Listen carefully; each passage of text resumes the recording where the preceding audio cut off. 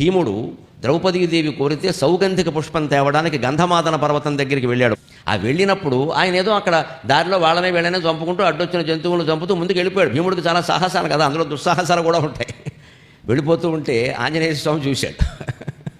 ఆయనకి తమ్ముడు అవుతాడు, మరి ఇద్దరు వాయుపుత్రులేగా. తమ్ముడు కుర్రాడు, రెచ్చిపోతున్నాడు జనాన్ని చూసి, అందుకని కొంచెం చెప్పాలి, కాస్త శాంతంగా ఉండమని చెప్పాలి, ఓ దెబ్బ కొట్టకపోతే అర్థం కాదు అని గంధమాదన పర్వతం దాటి వెళ్ళకూడదు కాబట్టి అక్కడ ఆపాడు. అక్కడికి వెళితే గంధర్వులు వస్తారు, వాళ్ళ బలాలు వేరు. భీముడికి ఆ బలం తెలియదు, అంత బలం లేదు.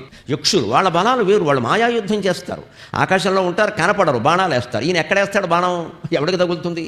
వాళ్ళు చూసి వేస్తున్నారు, ఈయన చూడకుండా వేయాల్సి వస్తుంది. తేడా లేదా? అమాయకుడు తెలియదని ఆయన దారికి అడ్డంగా ముసలి కోతి రూపం ధరించి తోక అడ్డంగా పెట్టాడు.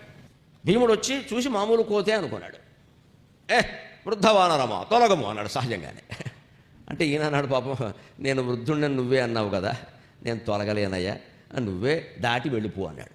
ఈ తోకే కదా, ఏముంది అందరూ ఊరికే నేల మీద, దాటి వెళ్ళిపో అంటే. అప్పుడు భీముడు ఏమంటాడో తెలుసా? పరమాత్మ అంతర్యామి సర్వజీవుల్లోనూ ఉన్నాడు, నీలోనూ నాలోనూ కూడా. అందుకని ఏ జీవిని దాటి వెళ్ళకూడదు అని గొప్ప ధర్మశాస్త్రం చెబుతాడు, భీముడు చెబుతాడు. మనం కూడా నేర్చుకోవాలి. ఎవరైనా పడుకున్నా దాటి వెళ్ళకూడదు, పసిపిల్లలైనా పెద్దవాళ్ళైనా.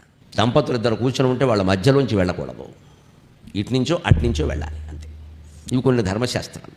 ఒక కుక్క పడుకున్నా సరే దాన్ని మించి వెళ్ళకూడదు, దాని పక్క నుంచే వెళ్ళాలి. మామూలుగా ప్రమాదం కూడా, దాన్ని మించి వెళ్ళేటప్పుడు ఈ పంచకోసం లేకపోతే ఏదో దానికి తగిలిందని కూడా లేచి కరుస్తుంది. భౌతికంగా కూడా ఇబ్బందే, దాన్ని అనవసరంగా కెలకడం, పక్క నుంచి వెళ్ళిపోవాలి.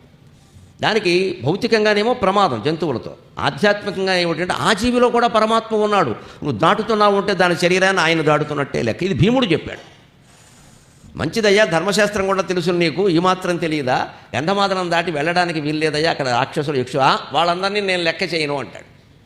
అప్పుడు సరే అంటాడు, అంత బలం ఉందా, అయితే ఓ పని చేయి, దానికే ఉంది, నేను ఎలాగో తోక వెనక్కి లాగలేనయ్యా, వృద్ధుడిని అయిపోయాను, నా వల్ల కాదు, నువ్వే కాస్త దాన్ని తీసి పక్కన పెట్టి వెళ్ళిపోవాలి. దానికేముంది అని ఊరికే ఎడమ చేతి చిటికిన వేలు పెడతాడు, తర్వాత 5 వేళ్ళు పెడతాడు, తర్వాత చెయ్యి అంతా పెడతాడు, తర్వాత శరీరం అంతా పెడతాడు. హనుమంతుడే మజాక, ఏమీ కుదరదు అక్కడ. మరి తోక లేపలేని వాడు అక్కడికి వెళ్ళి ఏం చేస్తామంటాడు. అప్పటికి భీముడు గ్రహించుకున్నాడు, కనీసం మనిషి పొరపాటు చేయొచ్చు, గ్రహించుకోవాలి వెంటనే, మహానుభావ నువ్వు సామాన్య వానరుడివి కాదు.